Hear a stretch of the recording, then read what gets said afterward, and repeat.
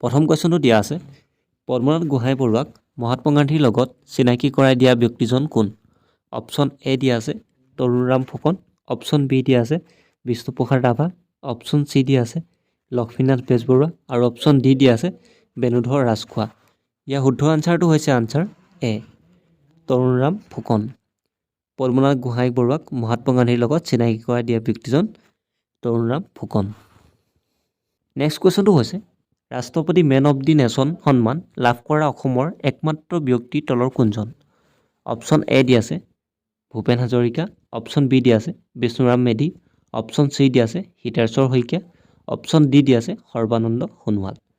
ইয়াৰ শুদ্ধ আনচাৰটো হৈছে answer C ৰাষ্ট্ৰপতি মেন অৱ দি নেশ্যন সন্মান লাভ কৰিছিল হিতেশ্বৰ শইকীয়াই আৰু তেওঁৱে হৈছে একমাত্ৰ ব্যক্তি যি নেকি ৰাষ্ট্ৰপতি মেন অৱ দি নেশ্যন সন্মান লাভ কৰিছিল।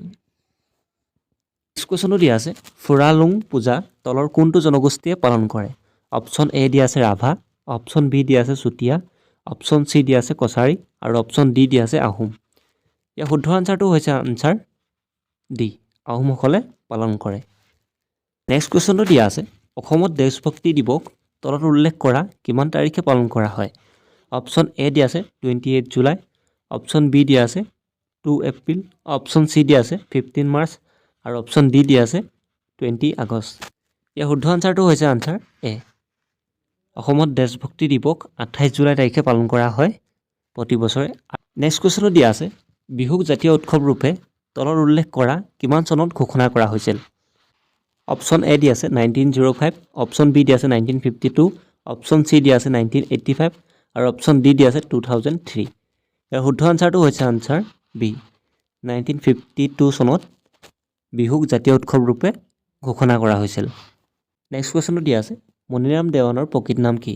অপশ্যন এ দিয়া আছে মণিৰাম দেৱান বৰুৱা, অপশ্যন বি দিয়া আছে মণিৰাম দত্ত বৰুৱা, অপশ্যন চি দিয়া আছে মণিৰাম ফুকন, অপশ্যন ডি দিয়া আছে মণিৰাম দেৱান ফুকন। ইয়াৰ শুদ্ধ আনচাৰটো হৈছে আনচাৰ বি মণিৰাম দেৱানৰ প্ৰকৃত নাম হৈছে মণিৰাম দত্ত বৰুৱা।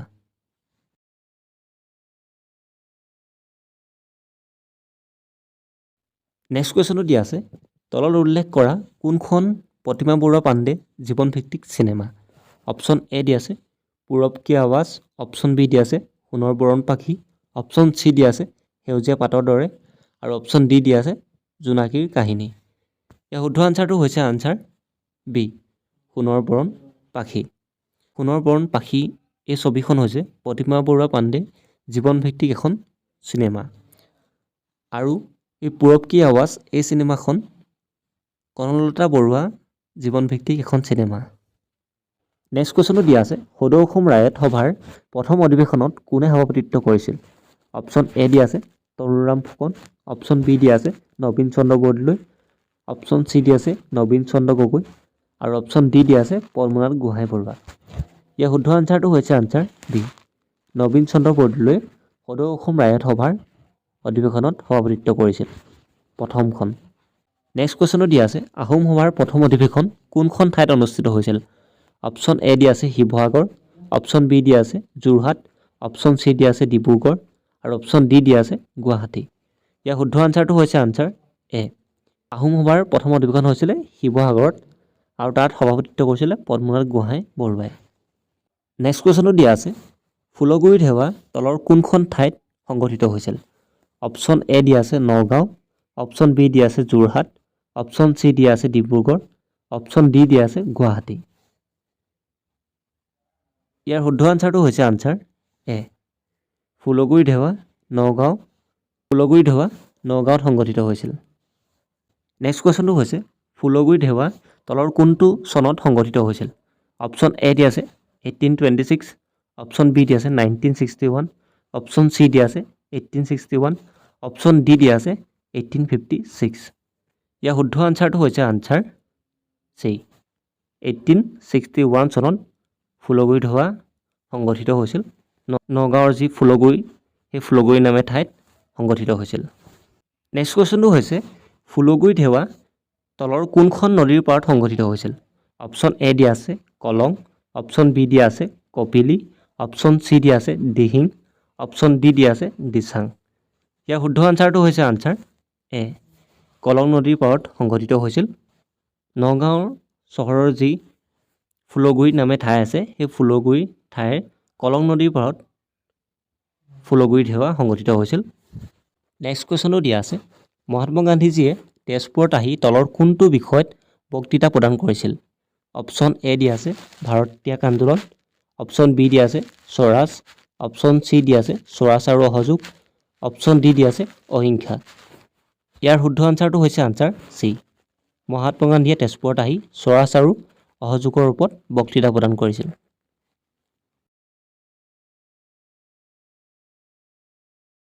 নেক্সট কুৱেশ্যনটো হৈছে 1942 চন তলৰ কোনটো আন্দোলনৰ লগত জড়িত? অপশ্যন এ দিয়া আছে ভাৰত ত্যাগ আন্দোলন, অপশ্যন বি দিয়া আছে স্বৰাজ পাৰ্টি, অপশ্যন চি দিয়া আছে অসহযোগ আন্দোলন আৰু অপশ্যন ডি দিয়া আছে স্বাধীনতা আন্দোলন। ইয়াৰ শুদ্ধ আনচাৰটো হৈছে আনচাৰ এ 1942 চন ভাৰত ত্যাগ আন্দোলনৰ লগত জড়িত। অৰ্থাৎ 1942 চনতে ভাৰত ত্যাগ আন্দোলন সংঘটিত হৈছিল। আৰু এই অসহযোগ আন্দোলন 1920 চনত সংঘটিত হৈছিল। নেক্সট কুৱেশ্যনটো দিয়া আছে মহাত্মা গান্ধীজী তলৰ কোনটোৰ লগত জড়িত নহয়? অপশ্যন এ দিয়া আছে ভাৰত ত্যাগ আন্দোলন, অপশ্যন বি দিয়া আছে স্বৰাজ পাৰ্টি, অপশ্যন চি দিয়া আছে অসহযোগ আন্দোলন আৰু অপশ্যন ডি দিয়া আছে স্বাধীনতা আন্দোলন। ইয়াৰ শুদ্ধ আনচাৰটো হৈছে আনচাৰ বি। মহাত্মা গান্ধী স্বৰাজ পাৰ্টিৰ লগত জড়িত নহয়। বাকী যি আমাৰ ভাৰত ত্যাগ আন্দোলন আছে, অসহযোগ আন্দোলন আছে আৰু স্বাধীনতা আন্দোলন আছে, এই গোটেই তিনিটা আন্দোলনত তেওঁ জড়িত আছিল।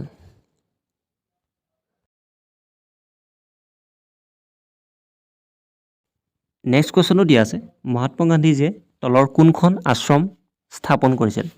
অপশ্যন এ দিয়া আছে সাবৰমতী আশ্ৰম, অপশ্যন বি দিয়া আছে গুজৰাট আশ্ৰম, অপশ্যন চি দিয়া আছে মীৰাবাই আশ্ৰম আৰু অপশ্যন ডি দিয়া আছে অন্ধ্ৰ আশ্ৰম। ইয়াৰ শুদ্ধ আনচাৰটো হৈছে আনচাৰ এ। মহাত্মা গান্ধীয়ে সাবৰমতী আশ্ৰম স্থাপন কৰিছিল গুজৰাটত। নেক্সট কুৱেশ্যনটো হৈছে তলত উল্লেখ কৰা অসমৰ প্ৰথম চিনেমা হল কোনটো?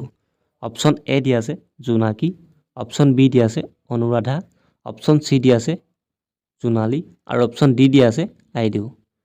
ইয়াৰ শুদ্ধ আনচাৰটো হৈছে আনচাৰ এ। জোনাকী হৈছে অসমৰ প্ৰথমটো চিনেমা হল। নেক্সট কুৱেশ্যনটো দিয়া আছে শ্ৰীমন্ত শংকৰদেৱ কলাক্ষেত্ৰ কিমান চনত স্থাপিত কৰা হৈছিল? অপশ্যন এ দিয়া আছে 1980, অপশ্যন বি দিয়া আছে 1988, অপশ্যন চি দিয়া আছে 1985 আৰু অপশ্যন ডি দিয়া আছে 1990। ইয়াৰ শুদ্ধ আনচাৰটো হৈছে আনচাৰ বি। 1988 চনত শ্ৰীমন্ত শংকৰদেৱ কলাক্ষেত্ৰ স্থাপন কৰা হৈছিল। নেক্সট কুৱেশ্যনটো দিয়া আছে শ্ৰীমন্ত শংকৰদেৱ কলাক্ষেত্ৰ তলৰ কোনখন স্থানত স্থাপন কৰা হৈছিল?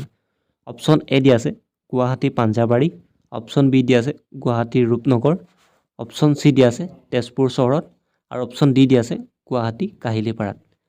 ইয়াৰ শুদ্ধ আনচাৰটো হৈছে আনচাৰ এ। শ্ৰীমন্ত শংকৰদেৱ কলাক্ষেত্ৰ গুৱাহাটী পাঞ্জাবাৰীত স্থাপন কৰা হৈছিল। নেক্সট কুৱেশ্যনটো হৈছে সাহিত্য কাণ্ডাৰী বুলি তলৰ কোনজন ব্যক্তিক জনা যায়?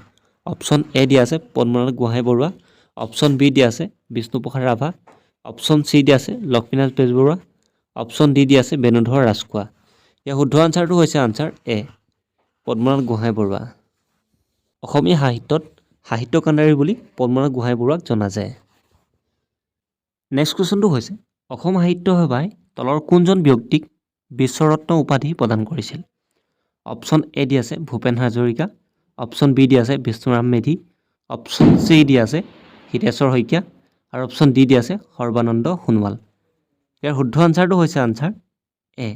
অসম সাহিত্য সভাই ভূপেন হাজৰিকাক বিশ্বৰত্ন উপাধি প্ৰদান কৰিছিল।